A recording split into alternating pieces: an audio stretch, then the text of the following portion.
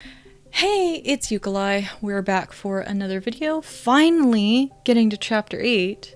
It has been a really long time since I originally wrote chapter 8, and the edits are not very long, so I actually want to start with the edits, and then we'll go through the full chapter 8, the edited version. So there are a few small edits, and then there's one really big edit at the end. So in the beginning part of the chapter, there's just this part where, in the original version, Remus said something like, for the second time in 3 days or something like that. I just changed that to once again because the time scale has changed on this project, on this trip to Diagon Alley. Instead of it just being a weekend, it's now become a 2-week or week-long or 2-week trip. He also says James could levitate in his sleep, and he's pointing this out to Harry because Harry keeps waking up on the floor and he doesn't know why, and Remus is just pointing out that, like, this is probably just his magic. James did something similar, that's why it's happening, when in reality it is because of the same reason. It's because Harry's not used to sleeping in beds, and his magic is trying to make him more comfortable. Harry also makes the comment that he wishes Draco was there because the trip to Gringotts that happens in chapter 8 is the only thing that happens that day, as opposed to the original version of chapter 8 where after Gringotts they go shopping and all of that happened. I've actually separated that out. The reasoning for that is because I needed to have some space between Harry's arrival and being overwhelmed and being just being thrown into the magical community, to giving him some time to adjust to that, and then taking him shopping for school things, to give him a little time to breathe as a character. I feel like that's more in line with what Remus would do. So this trip to Gringotts happens, I think it's on a Monday, and then Monday or Wednesday or something like that, and then later on the following weekend they go school shopping, and Draco's there again, so Draco was there for 2 weekends. So they go to Gringotts. That section is almost entirely unchanged. The Gringotts thing is almost entirely unchanged, except for the very end of it. At the very end of it, rather than leaving Gringotts, Remus takes them upstairs to the offices, to the Goblin offices, and Harry meets Griphook, and has this whole exchange about, like, the Potter estate. An entire scene was added. I'm going to talk about this scene at the end of the chapter when I go through the chapter bit by bit, but I just want to point out this entire scene in Griphook's office is new. So chapter 8 starts with Remus. This is one of the things that I wanted to do throughout this fanfiction, is shift the perspective away from Harry sometimes. In the original series, 99% of the Harry Potter series is written from a third-person focused perspective, focusing on Harry's perspective. So it's just what Harry knows, what Harry sees. But that is not true for the first book. The first book is the only time that this deviates, besides the prologue sequences in each book. So each book starts off with a prologue in a different perspective, usually not from Harry's perspective, talking about something from the past, like the unbreakable vow in the 6th book, or dropping Harry off with the Dursleys in the 1st book. In the 1st book, there are actually other scenes that leave Harry's perspective. The Quidditch scenes often are actually told not just from Harry's perspective, but from Ron and Hermione's perspective as well. So for this book, I really wanted to run with that and have some scenes that are told from various perspectives. When I wrote chapter 8, I still wasn't sure I wanted entire chapters to be from those various characters' perspectives. I have experimented since then with having an entire chapter from a character's perspective. I had an entire chapter from Draco's perspective, Ron's perspective, Hermione's perspective, so I have gone full chapters since then. But this is the first time we start getting that deviation. It's kind of a soft start, because it's just the first part of this chapter that is from Remus's perspective, and it's Remus's reckoning of what's going on and what's happening. Rose comes down, she's wearing a hanfu. If you guys don't know what a hanfu is, I'll put up some images to show you. It's traditional Han style Chinese garments. I say Han style because a lot of people will equate hanfu and Qipao, I think it's called Qipao, as the same thing. They're definitely not the same thing. The like 1920s Shanghai dress thing that you see in like the Indiana Jones movies, that is actually Manchurian clothes, because the Qing Empire, the last empire of China, was actually Manchurian. They were from the Mongolia region, and they came in and they took over China for like 400 years. So their culture was forced onto the native Chinese Han people. The clothing that I'm describing here is not that style, which would have been accurate for the time period. Instead, they are traditional clothing, traditional styles of Hanfu, which is clothing of Han, the Han people. So that is what she's wearing. I'll put up some images of kind of what I'm talking about. Rose is not the only one who wears Hanfu throughout this fanfiction. Harry wears Hanfu as well. Remus is wearing Hanfu, so you can better visualize it with these images and kind of seeing what I'm talking about when I say Hanfu throughout the series. Then Harry comes down the stairs. He's described as very beautiful. Remus is kind of starstruck for a second because he's like, man, you know, damn, James was pretty, but he wasn't this pretty. And he's kind of baffled by how attractive Harry has become, because it doesn't really make sense. Like, Harry wasn't ugly before. But this is more than just a glow up. This is more than just him being clean for the first time in months. This is beyond that level of attractiveness. Something is going on, and this is the second clue to Remus after the nosebleed that something weird is going on with Harry's magic. And the Harry waking up on the floor in various places is another clue, but Remus isn't taking that one as seriously because James did it too. At the beginning of this chapter, we also get a moment from Rose where she is showing her expertise. She's showing that she understands how estates work. She's saying, you know, are you going to transfer ownership and things like this? And Remus is kind of surprised that she's so knowledgeable about this kind of thing. The relationship between Remus and Rose throughout this fanfiction is very much kind of business oriented. She sees him kind of as an uncle, but like an uncle that she's going to inherit from. That's kind of the way she sees him. She doesn't see him as a father figure. She doesn't ever take him as a father figure. But she does take the character that you guys have probably already met if you've read the first fanfiction version, Mei Ling. Mei Ling Li. She does take Mei Ling Ling to be her adoptive mother, and she really does attach herself to Mei Ling Li in a way that she doesn't to Remus. But for Harry, who's never had a father figure, Remus is really becoming a father figure. So the relationships between the kids and Remus is very different. So during this conversation between Harry, Remus, Amelia, and Rose, Harry points out familiarity with his dad and his magic in a way that doesn't really make sense. There hasn't been a scene for this. This is just something that's kind of intuitively come to him. If you've read further in fanfiction, you know that he has a seer's eye. So this is part of that. It's just kind of his intuitive knowledge of the past. It's just a little foreshadowing for what comes later with this explanation of seers. There's also a moment where Remus actually explains active and passive magic. This is not canonical. This is something I created. I really wanted there to be a system of magic where some magic works a certain way and some magic works otherwise. The reason for this is because it always bothered me that Hogwarts had potion making classes, right? Potions, but they never explained how potions are magical. This is what bothered me.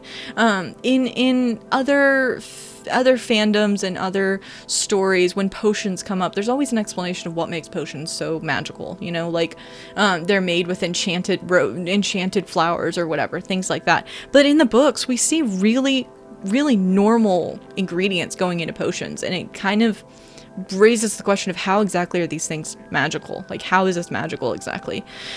So having this explanation of active versus passive magic really allows me to explain what makes potion making so special. Why is it so special? Why does it have such a high place in magical society? It's because it's the best way to promote passive magic. It also is a way for me to endorse Quidditch, because flying is also a form of passive magic. Whereas active magic is actively cast. You have spells, you have wand movements, you have things like that. This also allows me to differentiate the Potter family from other families in another way. So besides them being an old family and a powerful family, how are they powerful? Well, they're powerful with their passive magic.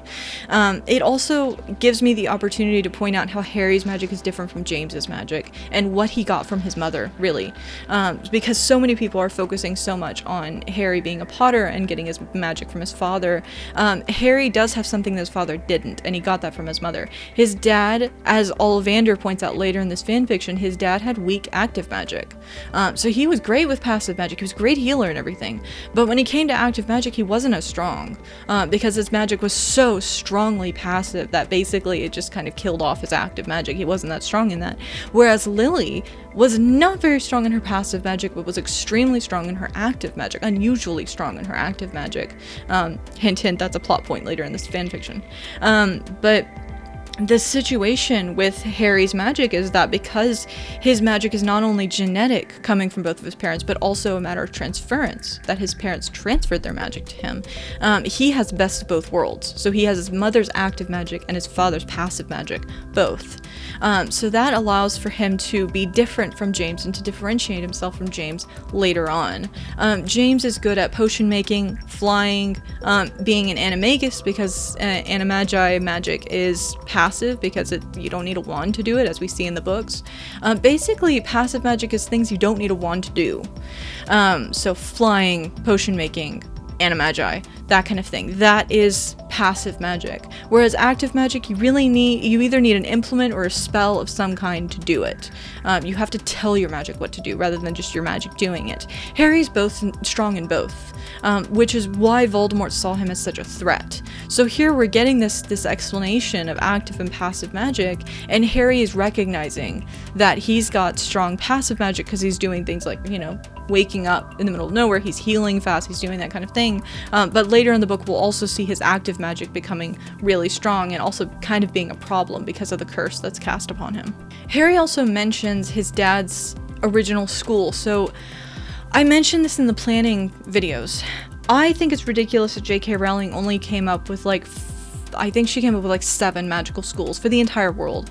And her distribution of where the schools were was kind of ridiculous to me too, because the number of students that would have attended those schools is weirdly distributed. It kind of makes it seem like there are an unusually large number of British and UK mages, and that all the other schools, it's just not as common to be magical in those other places. That's weirdly ethnocentric. I don't know if that was the intention behind it. I don't know. But there should be more magical schools, and there should be more of them in different places. So James attended the school outside of Shanghai called Shangqing. This name actually came from a commenter. There was someone who made a comment on one of the videos about the name that I picked for the Chinese magical school, about how there is actually a traditional, mythological magical school called Shangqing Mao. So that's the school that I picked. That's the name that I picked, so it can connect to that magical tradition, and so that I can tap into that tradition later on in later books.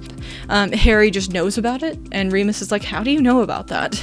Again, there has not been a scene that I have shown where Harry learns about this. This is just kind of his seer powers active. He's just kind of sensing it. After this, Remus brings up that they're going to go to Gringotts, and that Gringotts is run by goblins, and Harry's really scared, because he's like, what do you mean, red caps or hobgoblins? These are mythological Irish known creatures, so these are creatures that Irish kids would have been told about when they're kids, in fairy tales. Red caps are really dangerous. They lead you out into marshes and they kill you. They actually show up later in the series. Hobgoblins, I've never seen hobgoblins mentioned in Harry Potter, but hobgoblins are a large kind of goblin that will beat you to death. And so this is the kind of tradition that Harry has been exposed to on goblins, that they are evil, that they kill people, that they eat children, and things like this. So this is the story that he's familiar with goblins, which is why he's scared to go to Gringotts, and why Rose is scared when they get to Gringotts. So after that, they go outside, they go through Diagon Alley to Gringotts, and they're passing through Diagon Alley. There's some explanations of what Diagon Alley looks like. There's also a moment where we see Madame Malkins again. Now, in this moment, I describe her as wearing a red lobster tail dress. This is the dress that I had in mind. So if you're knowledgeable about fashion, you know that there was 2 bustle eras. There's the first bustle era, which is about 1870 through 1882. And then there's the natural form era from about 1882 to about 1887, and then you get the second bustle era from about 1887 through 1900. This dress is from the second bustle era. That is a point of contexture. I put that in there on purpose. I am aware of that asynchronicity. The reasoning for that is explained in later chapters. There's a moment later on where I explain what's going on with the fashion of the wizards. We do have a moment you guys have already seen where Draco's saying that, you know, they don't really stick to the fashions of muggles. So that's why that's there. Then we get into the bank, and Rose is scared of the goblins, and Amelia is kind of disapproving. Harry says, "Can we talk to a human?" And she's like, "What are you, like, racist or something?" And Harry's like, "No, the goblins are scary. In Ireland, goblins are said to eat children." The reason why I included this moment is actually to counteract this weird thing that I've seen in the Harry Potter fandom. There are people who are saying that JK Rowling is anti-Semitic because of the representation of goblins in Harry Potter. I didn't understand this take at all whenever I first heard it. I was like, dude, JK Rowling is a hot mess. Like, she's a burning garbage can. But I don't see any anti-Semiticism in Harry Potter. And this reckoning of the goblins being representative of Jewish people, I actually asked someone why they thought that. And they were like, well, they work in banks, they're rich, and they have hooked noses. That was the full extent of their supposed metaphor there. That itself is racist. It's super racist for you to assume that every Jewish person has a hooked nose and is wealthy. Okay, that is not true. There are plenty of poor Jewish people, and there are plenty of Jewish people who do not have hooked noses. That is such a racist representation of the Jewish community, and if you are saying that goblins represent Jewish people, I think you're the one who's anti-Semitic, to be honest. I don't see it at all. I don't see any representation of goblins with, like, Star of David mythology. I don't see any representation of them, like, having specific diets or anything else that actually relates to Jewish culture. I don't see any of that. I've never seen anything in the Harry Potter series to suggest that the goblins are a metaphor for Judaism. What I have seen is that the goblins are very in line with the mythological representation of goblins in history. So in traditional myth, especially in myth of the UK of goblins are represented as being small, having long features of all kinds. Long noses, long ears, long fingers, long toes, but they're short. Their bodies are short. It's like the outer extremities of their bodies are pulled away from their body, but everything else in their body is tiny. And they're also said to have extremely pointy teeth because they eat children. That's the myth. That's the myth of goblins. And that's exactly what I'm seeing in Harry Potter. That's the representation I'm seeing in Harry Potter, minus the eating children. Goblins are also mythologically affiliated with dragons because they also covet wealth. You see this in the Lord of the Rings. Goblins are underground and they covet wealth, and they're obsessed with wealth. You find in The Hobbit that when they find the goblin trove, where Bilbo Baggins gets his sword. This is also represented there. Like, the JK Rowling is not anti-Semitic, and the goblins are not representative of the Jewish people. They are in line with mythology, which if you look at it and you're like, oh man, Jewish people look like goblins, you're the anti-Semitic one, okay?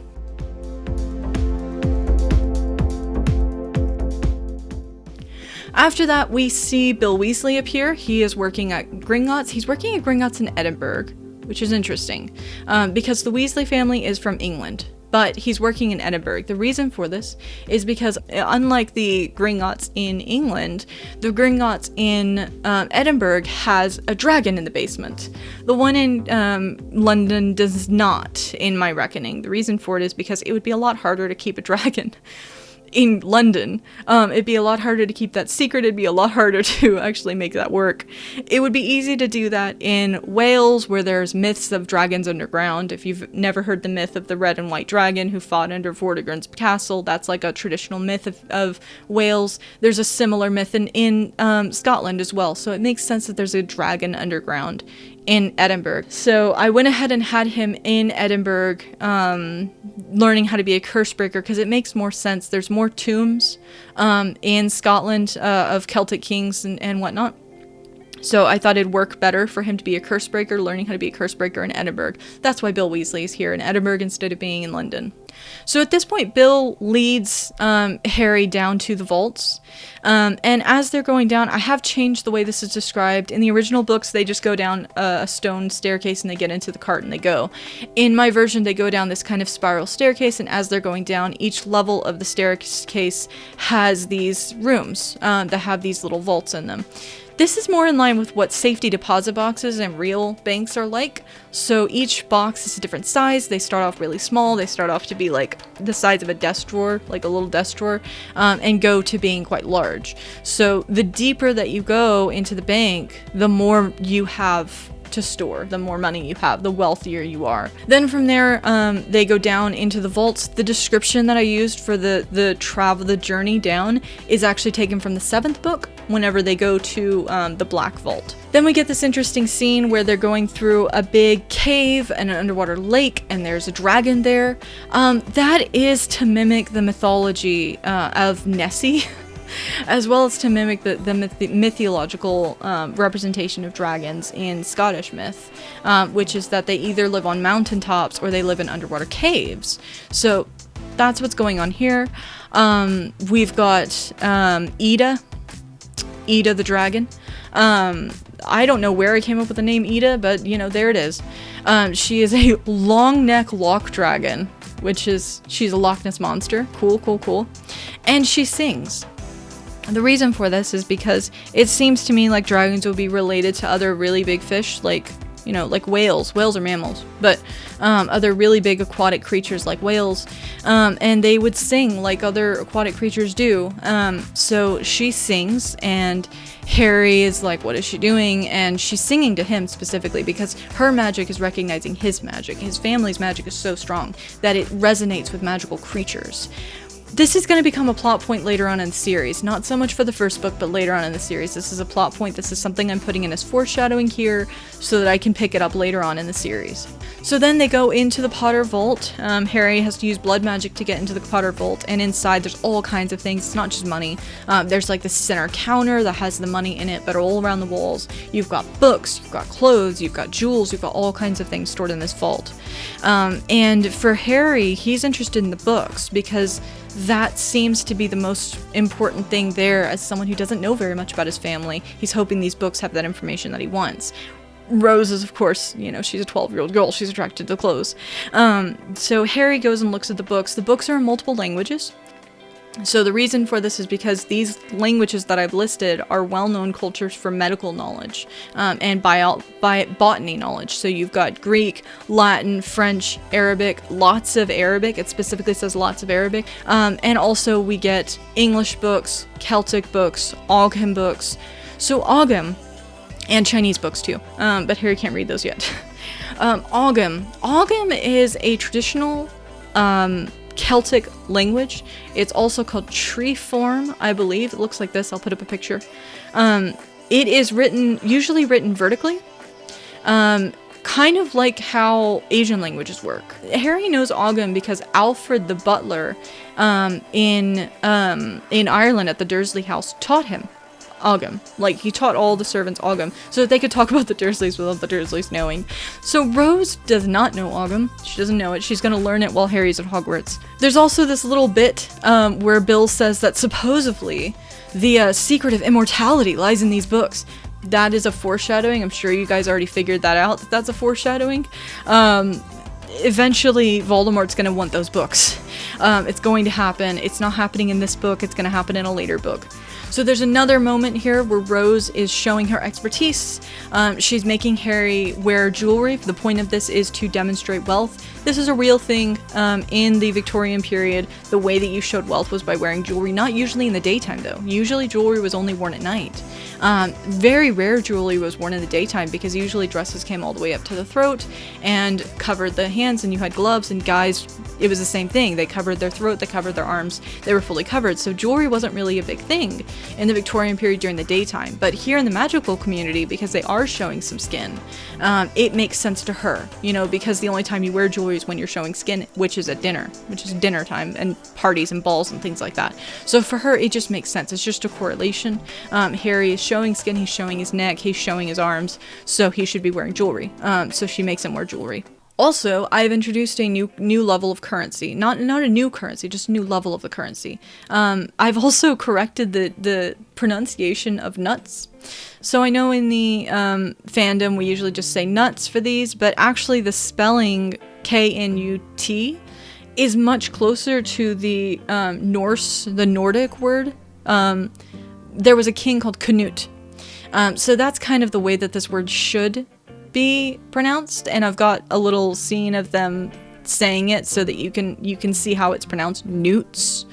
This is to reckon to that Viking history. If you guys didn't know, in the 700s through the 900s, the Vikings invaded Great Britain and they established the Danelaw. So it made sense to me to have a little tidbit of history there by having this Nordic word being used for the lowest level of currency of the wizarding currency. So it's newts. And then we have sickles and galleons, and I also included how much each of those are worth in Victorian currency of the time, and I added a new one, which is called dragnets. Dragnets are the highest form of currency, and the reasoning for this is because there's a lot of scenes in later books especially where you've got huge amounts of galleons being used at a time. So that is usually when a new currency is introduced into a system, whenever there are huge amounts being used at a time. Like when inflation happens, you get a new form of currency to handle those bigger accounts. After that, they go back to Gringotts. The break-in is happening. There's Aurors there. You'll see a familiar face of Scrimgeour and Kingsley are there. Amelia has to take off to investigate this. Now, in the original version, this break-in happens in the morning, and then the Death Eaters attack in that afternoon. That does not happen anymore. The break-in happens, and then about a week later, the Death Eaters attack. That was a bit of... I was a bit worried about that whenever I was writing the Death Eater scene, but you know what? It made sense. Because, I'll explain that whenever we get to that scene, but it does make sense. I did make it make sense. It's okay. Bill points out that the vault that was broken into is Dumbledore's vault. Which is a way to kind of draw attention to the Sorcerer's Stone, Philosopher's Stone storyline. Very early on, it's kind of about a bit of foreshadowing. Harry does not make the connection between this break-in and the Philosopher's Stone until much later in the book, though. After that, Remus takes them upstairs, so let's talk about this brand new scene. Where they talk about the upstairs. There's this little moment where Remus notices Harry wearing jewelry. This little bit actually comes from the original version of this chapter, where Remus kind of lists off everything that Harry's wearing in all connection to Harry's family history. This is the reason why Harry continues to wear jewelry, despite it being really uncomfortable for him, because it's a way for him to connect to his family history. But then Remus takes him upstairs to Griphook's office, and they talk about the accounts. And in doing this, this is a way to draw attention back to the Dursley plotline, which is actually handled in this edited version of the fanfiction, where I didn't really handle it before. They left the Dursleys, and then that was kind of it. I have continued dealing with the Dursleys in this new version, but here we get the beginning of that. So we've got them talking about the Dursleys. They're asking, you know, what's going on with the Dursleys. You've got ledgers. Griphook says, you know, you've got this house in Ireland now, in Belfast, that just seems expensive. Why, you know, waste money on a house that you're not living in? We should sell it. And Rose says we should sell it in February. This is foreshadowing to the end of the book. So I mentioned this in the planning documents videos. I do not want the books to end in line with the school year. I don't want that to happen, because it doesn't make sense. If Voldemort wouldn't attack in line with the school year, Voldemort doesn't care about Harry's education. That's to deal with that issue. So the book actually ends in, I think, February or March. So this situation with selling the Dursley house is going to come into play at the beginning of the next book, as a way to draw attention back to that, and allow the next book's plotline to start off strong again, and a way for them to go back to Belfast and deal with Belfast one last time, one last end note of that story, and then moving on with their lives. Once again, Rose is shining in this scene. She's showing her expertise. She's showing that she understands the market. Griphook is recognizing this. He likes her because she has a good business sense. She's got a good head on her shoulders. She becomes very important to Harry's estate management going forward, and really kind of takes the place along with Remus of managing Harry's wealth and managing his estate, managing the Potter Manor and all of that stuff. She really steps into that role, and she shows those skills now. Even though she's only 12 years old, even though she's very young, she's still already capable of those things. And this is really to show just how independent she is and just how independent she kind of had to be because her family sucked. So this is a way for her to showcase herself and a way for her to make herself useful in a way to Harry that helps her deal with her own feelings of inadequacy for she doesn't think that she's magical. She doesn't really get that she's magical yet. She hasn't really swallowed that pill yet. So for her, this is her way to prove herself, that she's needed, that she's a part of Harry's life in a way that no one else is in her mind, because she can do things that Remus can't. There's also a brief moment where Griphook brings up Potter Manor. He says it costs this much to build it. This is probably how much it's going to cost to rebuild it. And it kind of eases off the shock that happens in the original version. This was a problem I saw in the original version. The repairs to Potter Manor seem to come as a shock to everyone, and they're not really willing to deal with it. They're not really ready to deal with it. Remus doesn't seem prepared for it. That didn't seem in line with Remus. Like, it only makes sense if Remus does have some idea of Potter Manor. So this scene was added to help give that impression and to situate Rose in Harry's life as kind of his financial advisor. So Remus has seen this house. He's foreshadowing Shehu. He's foreshadowing staying at the Lee estate. All of these things. He's putting this in. This is all foreshadowing, so that it doesn't come as quite as so much of a shock when they actually get to the village. And it's part of that elongating the story that I was talking about before. Rather than this visit and happening over the weekend and then they rush off and everything kind of comes all at once. I'm spreading things out for the sake of pacing, and so that it doesn't seem so strange that Remus leaves once a month, which if you've read the books, you know why Remus leaves once a month, but you know, Harry doesn't. So this is an explanation for why Remus leaves once a month to go deal with the estate in this way. All right, that's it for chapter 8. This is probably going to be a little long video because there was a lot that I wanted to talk about with chapter 8, but I'm glad that we got to go through it, and we will hit up chapter 9 next, probably in about 2 or 3 days. So see you guys then. Bye!